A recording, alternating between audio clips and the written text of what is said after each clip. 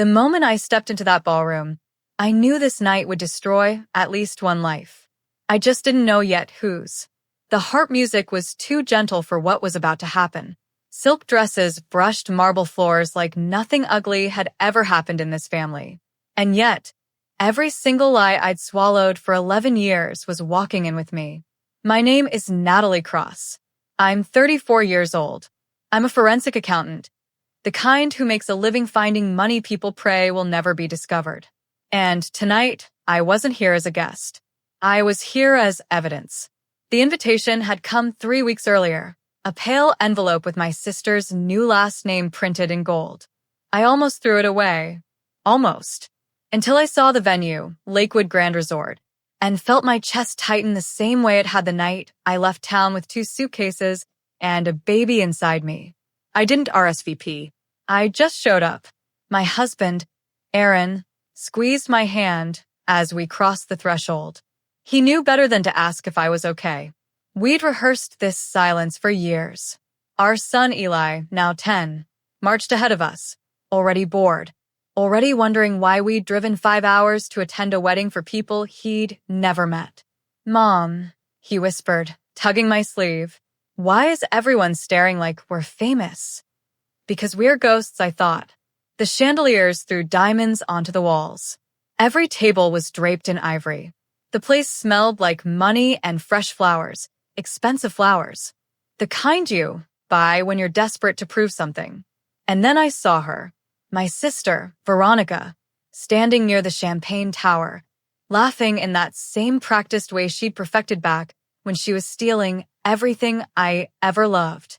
Her hair was pinned perfectly, her posture flawless. A woman who had never paid for her sins. My heartbeat slammed so hard, I tasted metal. I had not seen her since the day our mother told me to leave. "Hold on, before we get into the real stuff, I want to know, what are you doing at this exact moment while hearing my voice? Driving? Folding laundry? Hiding from someone in the bathroom? Drop it in the comments." I read every single one. Veronica lifted her glass to toast someone, and for a split second her eyes met mine. She blinked. Once. Then she turned away. Didn't recognize me. That hurt more than I expected. I drifted deeper into the room. Every step rehearsed. Every breath measured. I wasn't here for a confrontation. Not yet. Tonight wasn't about screaming or crying or making a scene. Tonight was about letting the truth walk into the light all by itself. 11 years earlier, I had been 23, pregnant, and stupidly in love with a man named Ethan Hale, my sister's fiancé. Yes, her fiancé. I didn't steal him. I didn't seduce him. I didn't plan anything. He came to me. He chose me. And when I finally told Veronica, sobbing in our childhood bedroom, she didn't scream. She smiled. 2 days later, my mother sat me down at the kitchen table and said, "You've embarrassed this family enough. Pack your things." I told her about the baby. She didn't even flinch. "We'll tell everyone it's a mistake," she said. "You leave town. You start over. That's the price of keeping your sister's life intact." I was gone by sunrise. No farewell party. No goodbye hugs. Just a check for $3,000 and a bus ticket to nowhere. Ethan never called again. And tonight, his name was nowhere on the program. Because Veronica wasn't marrying him. She was marrying Thomas Reed, CEO of a healthcare logistics firm with a public reputation cleaner than hospital sheets. But I knew his company. I had audited one of his shell partners 2 years ago, a company funneling grant money into offshore accounts. My job had trained me to see patterns most people miss. Names that disappear. Numbers that don't balance. Families that don't ask questions because the answers cost too much. The seating chart told me everything. My table was wedged near the service door, as far from the bridal party as possible. The kind of seat you assign when you don't want someone noticed. But secrets don't stay seated. I watched Veronica glide from guest to guest, shaking hands, collecting praise. Our mother hovered nearby, radiant, pretending she didn't exile a daughter to preserve a fantasy. Then a waiter passed with a tray of champagne flutes. I took one. It trembled in my fingers. Not because I was scared, Because after 11 years of silence, I was finally about to speak. I didn't come to forgive anyone. I came to let the truth breathe in a room built on suffocation. The ceremony hadn't started yet, which was perfect. Weddings are at their most fragile before the vows, when everyone is pretending this is the beginning, not the climax of years of compromise. I slid into my seat, back straight, eyes low, the model guest. But my mind was 13 steps ahead. 2 months ago, I'd reopened the file. I swore I'd never touch again. The one labeled Hail/Cross, 2015. I'd found it while cleaning out an old external drive. At first it was just medical receipts, scanned ultrasound photos, a text screenshot I couldn't bear to delete. I'll fix this. Just give me time. Time, it turns out, fixes nothing. Buried in that folder was something I'd forgotten. A PDF of Ethan's last employer. A nonprofit medical procurement firm. Guess who audited one of its subsidiaries 3 years later? Guess whose firm? Thomas Reed's firm. Quietly acquired it 6 months after that audit, bearing its losses under a rebrand and a glossy press release about innovation in patient care. Patterns. I didn't need revenge back then. I needed rent money, sleep, a way to survive motherhood alone in a city where no one knew my name. But the truth has a long memory, and mine is trained to follow the money. I leaned toward Aaron and murmured, "Our exit is the same as our entrance. If I touch my necklace twice, you take Eli to the car." He nodded once. No questions. My mother's voice carried across the room, sharp and overly loud. "Veronica, darling, smile with your eyes. This is your day." The same woman who once told me I wasn't family anymore. I felt the old heat in my chest. Not rage, not sadness, but something colder. Resolution. The officiant took his place at the front. The music swelled. Everyone rose. And that's when I saw him. Ethan. Not at the altar. Not even close. He was standing near the exit doors, thinner, grayer, like life had taken payment in interest. His eyes scanned the room the way hunted animals do. He wasn't invited. He was summoned. Our gazes locked. His face went white. For a moment I thought he might bolt. Instead, he took a step toward me. Then another. Each step a decade collapsing in on itself. "Natalie," he breathed when he reached my row. I stayed seated. "You shouldn't be here," he said. I smiled. Funny. That's what Mom said when she kicked me out of my own life. His jaw tightened. "I tried to find you." "That's strange," I replied softly, "because I've been in the same profession for 8 years, publishing audits under my legal name." He looked away. The officiant cleared his throat, but nobody noticed. All eyes were on the bride floating down the aisle, bliss incarnate. I stood only after Veronica reached the altar. I did not look at her. I followed Ethan through the side corridor. "You have 30 seconds, I said as soon as the doors shut behind us. "Tell me why Thomas Reed has $2.7 million hidden in shell accounts routed through the exact nonprofit you worked for when I got pregnant." His shoulders sagged. "Because I helped build it." The words felt like gravity, leaving my body. "You stole from dying patients," I said. "No," he snapped, then quieter. "I helped move funds away from oversight. Thomas was the architect. I was just the bridge." A bridge that led me into exile. "And my sister?" I asked. He hesitated. That was answer enough. "I kept my mouth shut because they promised to take care of you," he said. "Your mom said you'd be protected, that you agreed to leave." I laughed once. It echoed down the corridor like a crack in ice. "She gave me a bus ticket," I said. "And you disappeared." His eyes filled. "Too late. I'm not here for closure," I told him. "I'm here because I've already filed a sealed disclosure with the State Ethics Board. They'll be pulling Thomas's company records on Monday." His breath hitched. "You can't." "I can," I said. "And the only reason I haven't copied your name onto every document is because I wanted to look you in the eye first." He reached for my arm. I stepped back. The music shifted inside. Vows were starting. "Go back to your shadow," I said, "and pray you still have one when this is over." As I returned to my seat, I felt eyes burning into me. My mother's, Veronica's, Thomas Reed's, cool and measuring. The champagne tower shimmered like a threat. And suddenly my phone vibrated. Unknown number. You should have stayed gone. The text wasn't a warning. It was a confession that they were finally afraid. I slid my phone back into my clutch without replying. Fear has a smell. Once you recognize it, you can track it through any crowd, no matter how perfumed. Thomas Reed had just told me he saw me, and that meant my timeline had moved from someday to now. The officiant's voice floated across the ballroom, syrupy and blind to the earthquake underneath it. Veronica's laughter rang out at something Thomas whispered to her head tipping just the way it always had when she was lying. I didn't look at my mother. I could feel her anyway, the way you feel a storm behind closed windows. My mind rewound to the night everything finally aligned. 6 weeks earlier, I'd been closing out a forensic review on a pharmaceutical distributor in Albany. One of their vendors had a name that shouldn't have been there, Redwater Logistics, a shell so thin it practically screamed. Its director of record? Thomas Reed. Same signature style, same offshore routing I'd seen buried in Ethan's old nonprofit file. You don't get patterns like that unless someone is desperate or arrogant. Usually both. I requested supplemental documentation under my firm's compliance clause, expecting pushback. Instead, their legal team accidentally uploaded a folder that wasn't scrubbed. Hundreds of transactions. Grants meant for rural clinics, siphoned into Caribbean trusts. A quiet empire built on the illusion of charity. And then I saw it.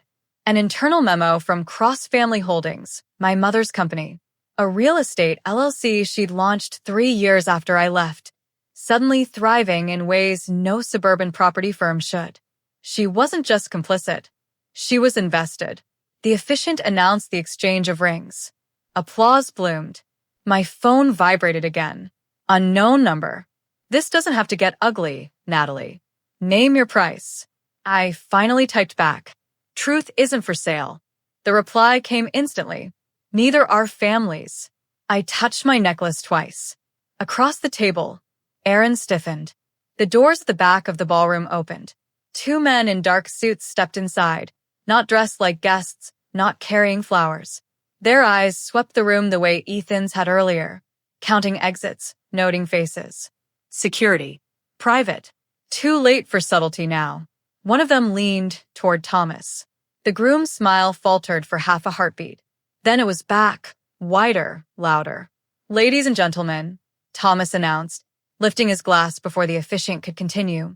I just want to take a moment to thank you all for being part of the most important day of my life. He was buying time.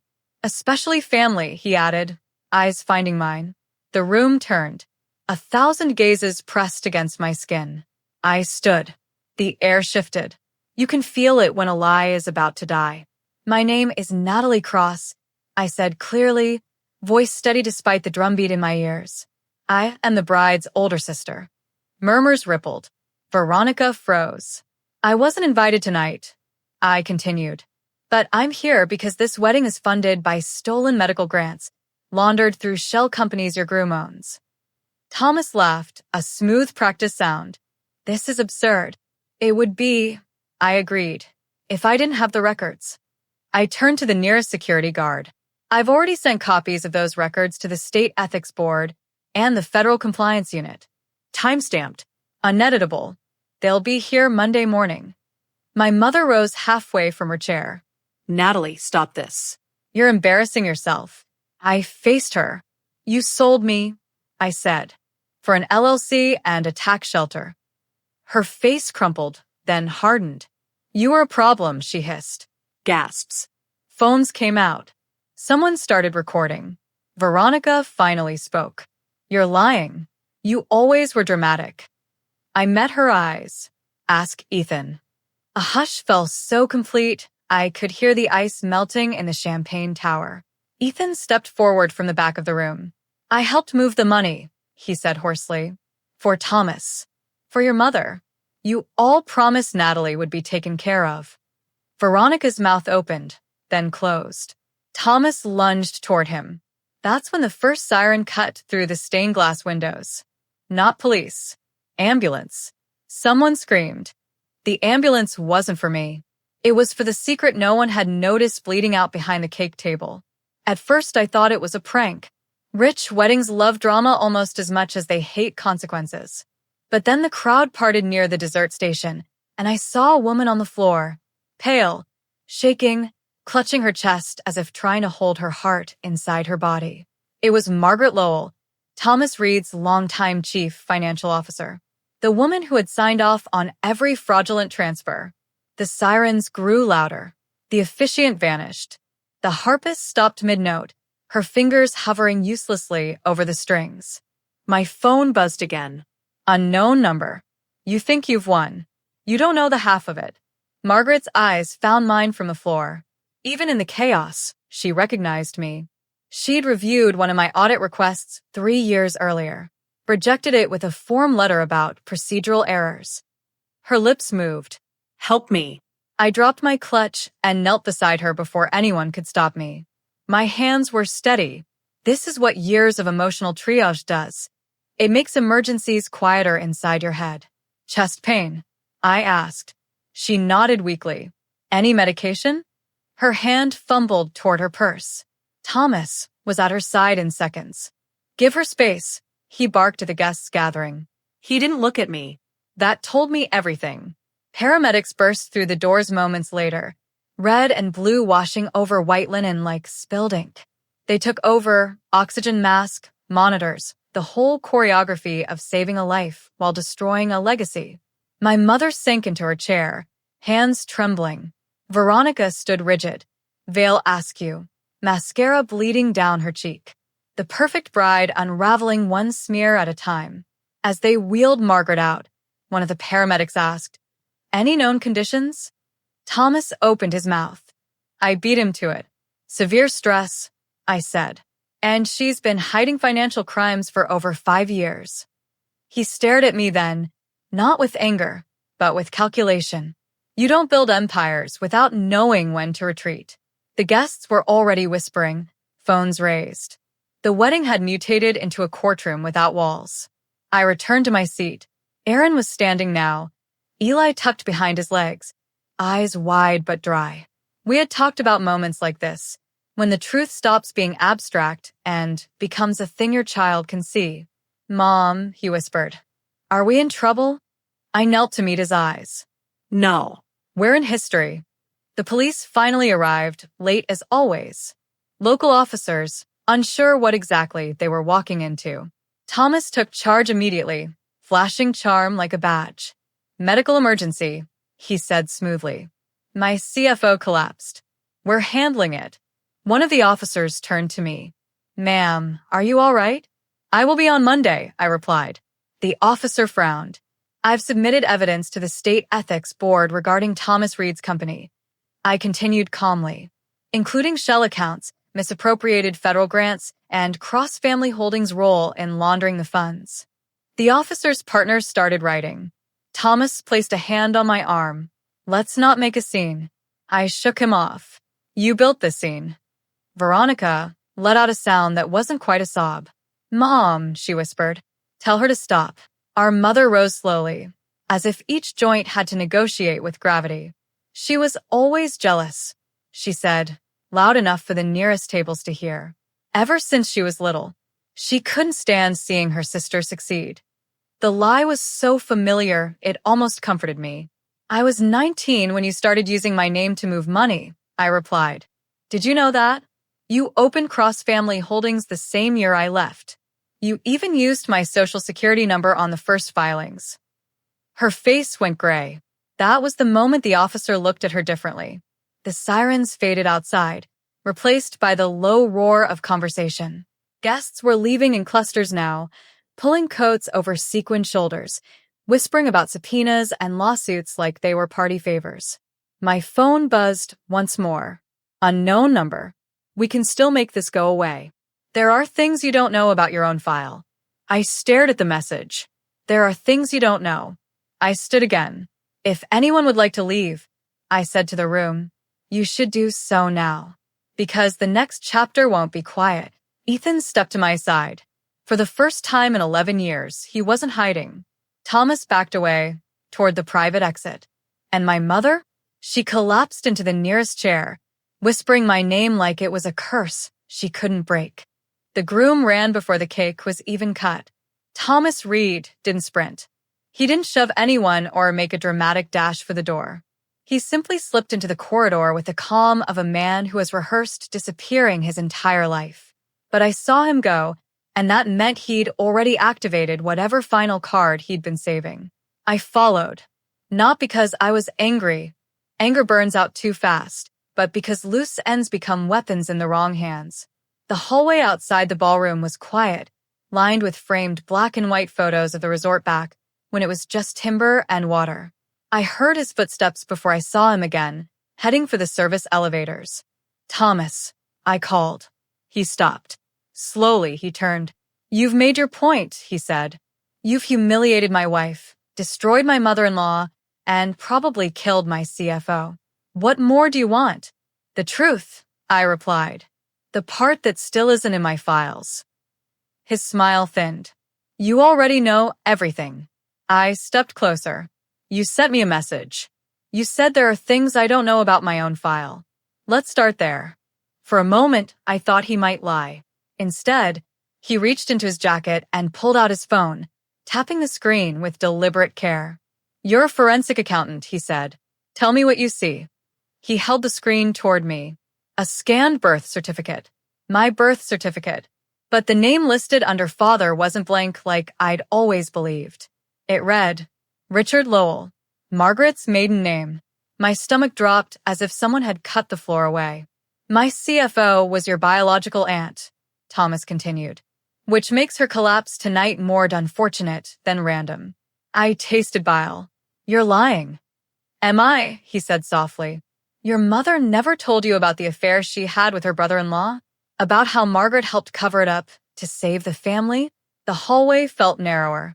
"You were never just a problem child, Natalie," he went on. "You were a liability. A loose thread that could unravel a much older tapestry." I forced my voice to work. "You expect me to believe my entire life was built on a secret incest scandal?" "I expect you to understand leverage," he replied. My phone vibrated in my clutch. I didn't look. I didn't have to. "This is why your mother agreed to launder money," Thomas said. "Why she was willing to sacrifice you. She wasn't protecting Veronica. She was protecting herself." The service elevator dinged. "You think you're exposing monsters," he added as the doors slid open. "But you're just discovering how many of them live in your blood." I stepped back. The doors closed. And he was gone. I stood there long after the elevator vanished, staring at the reflection of a woman I barely recognized. The forensic accountant who trusted documents more than people had just been handed a document that broke her entire origin story. My phone buzzed again. Unknown number. "We warned you." Some truths end families. Some end lives. I returned to the ballroom in a daze. The wedding had evolved into tria, hotel staff whispering into radios, officers escorting guests out in polite clumps, my mother sitting alone at the head table like a dethroned queen. Aaron saw my face and knew something worse had happened. "What did he say?" he asked. I opened my mouth. Nothing came out. Ethan was there too, hands shaking, eyes hollow. He watched me as if waiting for permission to exist again. "I think I just lost my past," I finally said. My mother looked up at that. Her eyes found mine, and for the first time since I was a child, she didn't try to perform. She simply whispered, "I never meant for you to find out like this." Find out what? But before I could ask, a police officer approached us with a grim expression. "Ma'am," he said to me, "we've received a call from the state board. They're requesting an immediate in-person statement. Tonight." "Tonight?" Aaron repeated. The officer nodded. "They said the file you submitted is more serious than you realize." Of course it was. Thomas Reed hadn't just built shell companies. He'd built a family that ran on secrets so poisonous they had to be monetized to survive. And I was done being the product. By the time I reached the parking lot, I no longer trusted my own last name. The night air cut through the silk of my dress like a reminder that reality still had edges. Blue and red lights pulsed against the lake, turning the water into a restless bruise. The resort's elegance had collapsed behind us, but I could still feel it, the pressure of 1,000 unsaid truths pressing against my spine.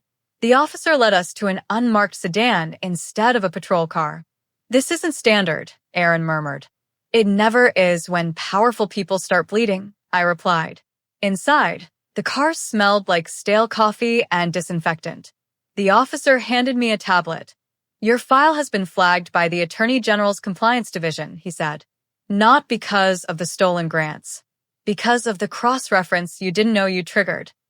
He tapped the screen. On it was a family tree diagram, names, dates, lines intersecting in ways that made my throat close. Margaret Lowell, Richard Lowell, my mother. Me. "There's a sealed civil action from 12 years ago," the officer continued, "filed by Margaret Lowell. She alleged that cross-family holdings was formed to launder funds connected to a private trust tied to a paternity dispute." I stared at the word paternity like it was written in another language. "She lost the case," he said. "Or rather, it was withdrawn after an out-of-court settlement. The judge sealed everything." "Why is it surfacing now?" I asked. "Because you submitted financial records that matched the shell structure in that settlement." So Thomas hadn't just threatened me. He'd revealed the architecture of the trap. At the AG's temporary field office, a sterile conference suite the resort kept hidden for corporate retreats, 3 people waited for me. 2 attorneys. One woman in her 40s with eyes so steady they felt surgical. "I'm Claire Donovan," she said, extending her hand. "Senior counsel for financial crimes. Your file just became our priority case." They didn't waste time on condolences. "Thomas Reed's company is already under silent review," Claire continued. "But the cross-family connection reframes it. This isn't just corporate fraud. It's multi-generational conspiracy." My head throbbed. "He told me my biological father was Margaret Lowell's brother." Claire nodded once. "We have reason to believe that's accurate." The room tilted. "You're saying my mother built a laundering network to hide a scandal that predates my birth?" I said. "Yes. And she sacrificed me to keep it hidden." No one contradicted me. "You were used as a severance clause," Claire added. "A problem relocated so the system could stabilize." Aaron reached for my hand under the table. I felt it distantly, like pressure through gloves. "There's more," Claire said gently. "Thomas Reed has been preparing to flee the country for over a year. His company isn't the only entity under investigation. He's connected to offshore trusts currently under international scrutiny." "So he wasn't bluffing," I said. "No," she replied. "And neither were the threats." They slid a folder toward me. Inside were bank statements with my name on them, transactions I had never authorized, amounts just under reporting thresholds, moving through accounts I didn't know existed. My identity had been weaponized. "You can choose to walk away," Claire said. "But if you cooperate, you become a protected witness." I laughed once. My entire life has been a witness statement. I just didn't know it. The drive back to the hotel was quiet. Eli had fallen asleep in the back seat, unaware that his family tree had just been redrawn by criminals and ghosts. In the elevator, my mother stood when she saw me. "Did he tell you?" she asked, voice trembling. I didn't answer. She broke. "I was young," she said. "I was scared. Margaret promised she'd fix it. Then Thomas came along with money and solutions, and I didn't know how to stop." "You knew how to stop," I said. "You chose not to." Her knees buckled. Ethan caught her before she hit the floor. For a moment, I felt nothing. Not anger, not grief. Just the clarity that comes when a story finally ends the way it was always meant to. My phone buzzed one last time. Unknown number. We're not finished. I turned the device off. Because I was. The truth didn't follow me home. It hunted me there.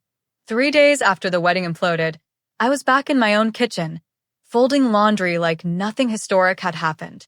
That's how trauma sneaks in, disguised as normalcy. Eli was at school, Aaron at work, and I was alone with a phone that hadn't stopped vibrating since sunrise. Blocked numbers, missed calls, silence that felt engineered. At noon, the doorbell rang. I didn't answer. Instead, I opened the security app on my phone.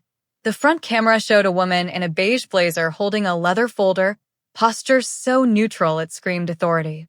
I cracked the door anyway. Ms. Cross, she said. I'm Maribel Shaw. I represent the Lowell estate. My pulse spiked. There is no Lowell estate. There is now, she replied. May I come in?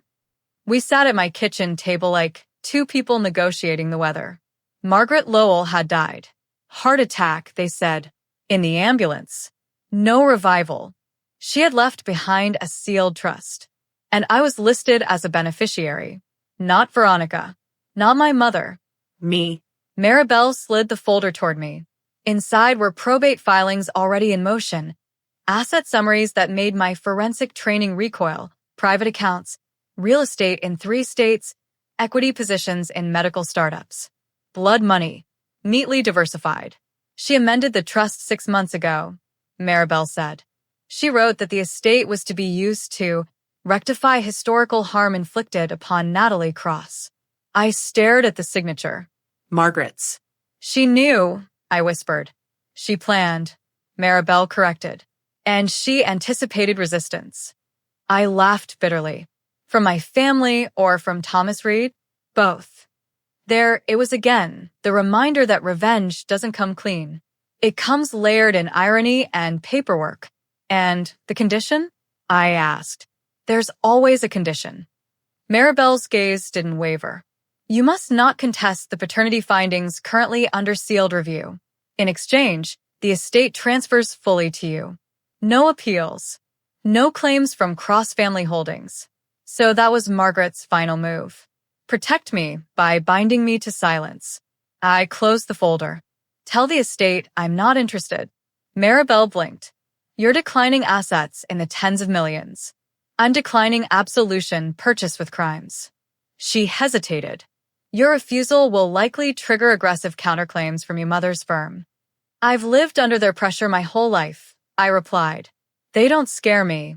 After she left, I sat in the quiet kitchen until the clock on the microwave blinked into the afternoon. My phone rang. Ethan. I almost didn't answer. I don't deserve this, he said the moment I picked up. No, I agreed. I was subpoenaed this morning, he continued. They're offering a reduced sentence if I cooperate fully.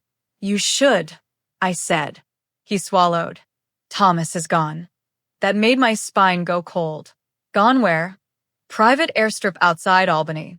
He was spotted boarding a charter with 2 suitcases and no return manifest. So the man who had built his empire on disappearing acts had finally performed his greatest one. I think he's coming for you, Ethan added quietly. Not violently. Financially. He has contingencies. Of course he did. That night, as I lay in bed listening to Aaron breathe, my laptop glowed in the dark with spreadsheets I hadn't planned to open again. Shell accounts don't vanish. They mutate. And Thomas Reed was not the kind of man who left empty-handed. At 2:17 a.m., I found it. A dormant account seeded 5 years ago under a Delaware holding company. Its authorized user, Natalie Cross. Not me. A shadow version of me built to absorb blame when everything collapsed. The ultimate revenge mechanism. I froze. Then I smiled. Because for the first time since this began, the board had tilted in my favor. Thomas Reed hadn't run to escape the fallout. He had run to turn me into the crime scene. The Delaware account wasn't just seeded. It was staged. Every fraudulent transfer from the last 2 years could be routed through it with a few keystrokes. Enough to rewrite the story so that when the authorities finally closed in, the villain would have my name, my signature pattern, my digital footprint. My revenge didn't need theatrics. It needed precision. At dawn, I was already on a call with Claire Donovan. He built a mirror identity, I told her. One that can absorb the collapse. Silence, then. Send me everything. By noon, federal counsel had opened an emergency injunction to freeze all cross-linked assets. But Thomas had always been ahead of subpoenas.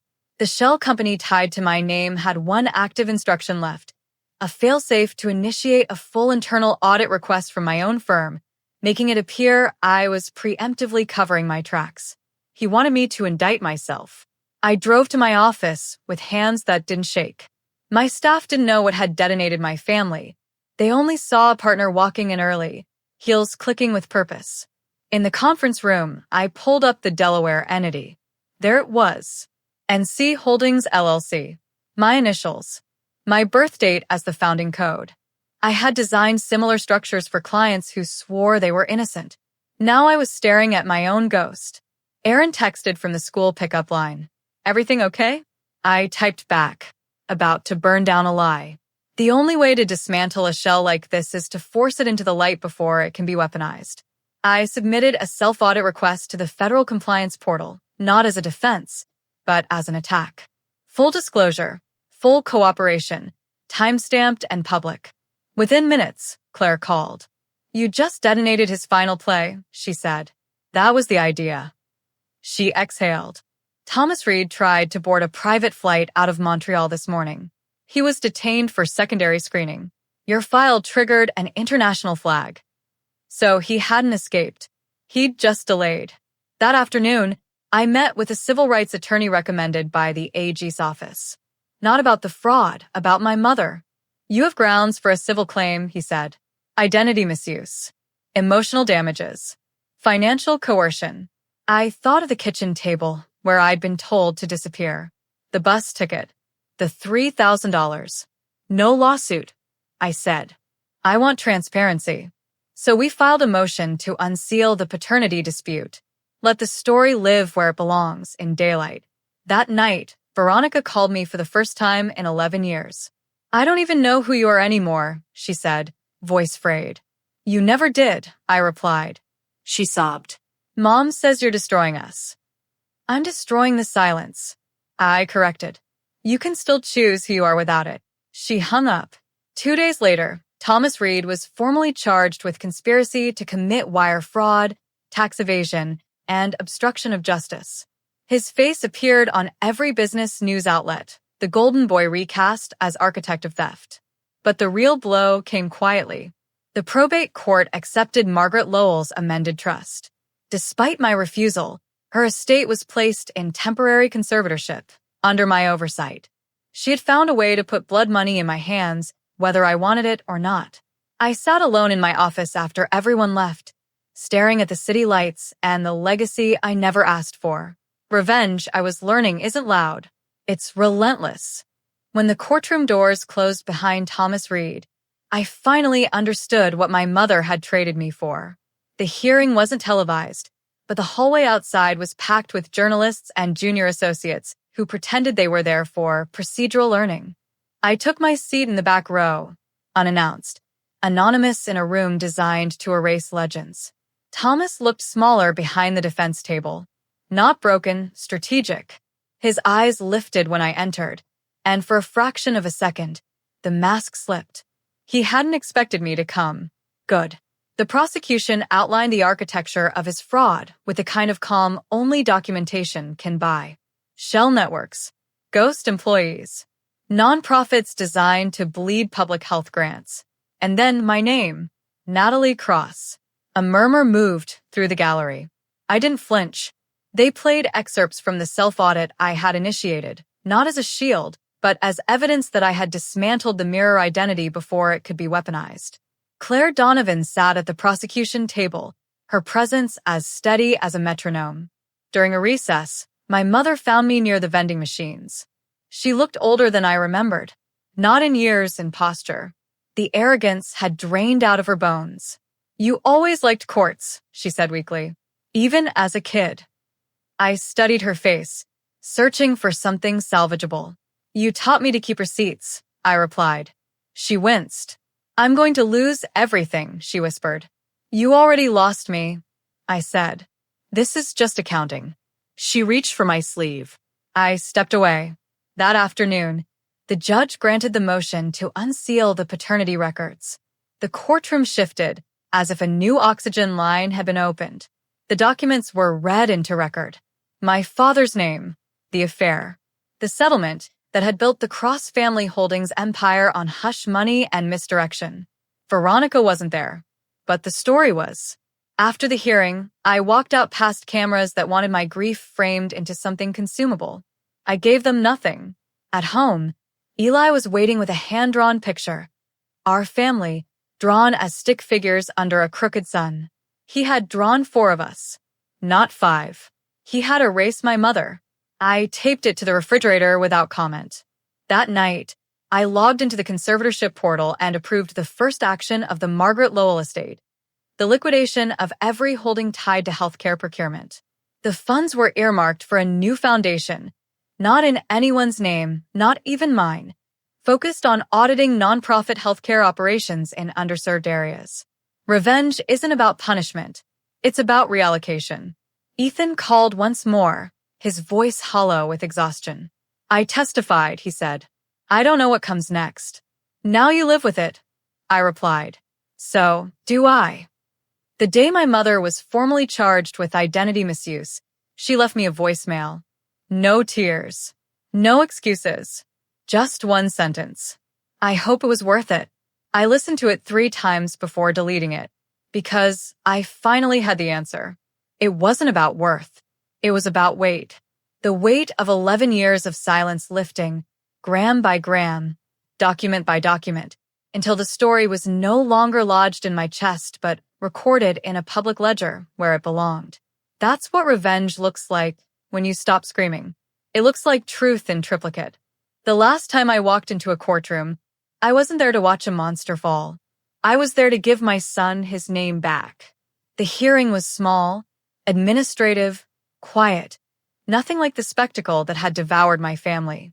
A judge, a clerk, a few attorneys who had already memorized my file because it had become a case study in how power eats bloodlines. I held Eli's hand while the clerk read the order aloud. All unauthorized accounts opened under Natalie Cross or any derivative thereof were officially dissolved, and the fraudulent identity structure linked to Thomas Reed was entered into permanent federal record as criminal fabrication. Then the judge looked at me. Ms. Cross, he said, you are no longer legally associated with any of the entities named in this action. Just like that, my shadow self died. Eli squeezed my fingers. Does that mean we're done, Mom? I smiled at him. It means we're free. Outside, the city hummed with the ordinary business of people who didn't know their lives were being laundered through spreadsheets and silence. I stood on the courthouse steps, feeling lighter in a way I didn't have words for yet. Claire Donovan met me at the bottom of the stairs. Thomas Reed accepted a plea agreement this morning, she said. 10 years, no parole. Your mother's case is still pending, but Cross Family Holdings has been frozen indefinitely. And the foundation? I asked. She smiled. Funded. Staffed. Independent. You built a machine that audits the very systems that tried to erase you. I thought of Margaret Lowell, the woman who had known the truth and tried to buy forgiveness with inheritance. I still didn't accept the money, but I had redirected it, turned poison into pressure. At home, Aaron cooked dinner while Eli did homework at the table, asking me questions about taxes like they were superhero trivia. So you're like a detective, he said, but for numbers. For lies, I corrected gently. Later that night, I sat alone in my office, the lights low, the city stitched together by glass and reflection. I opened the last file I hadn't archived yet, a personal folder labeled simply, Cross. Inside was one photo, me, at 23, standing at a bus station with a swollen belly and a future I couldn't see. I closed it. I didn't need proof anymore. I needed presence. My phone buzzed with a notification from the foundation. Our first audit had recovered $1.4 million in misappropriated clinic funds. A small number in the world Thomas Reed had built. A monumental one in the world he'd broken. And then a comment notification lit up my screen from the video you're watching right now. Someone wrote, "My family did this to me too. I thought I was alone." I stared at that sentence longer than I had stared at any courtroom transcript. Because that's the final twist no one tells you about revenge. It isn't the exposure. It isn't the collapse. It's the echo. The way your story stops belonging only to you the moment you let it be heard. If you've been carrying something in silence, a betrayal, a lie, a history you were told to forget, know this. You don't owe anyone your disappearance. You owe yourself your name. And if this story hit somewhere close to home, don't keep it trapped in your head. Share this video with someone who needs to hear it, like it so the algorithm knows truth matters. And subscribe to Silent Revenge Lab, because the quietest revolutions are the ones that change everything. I was erased once. It won't happen again.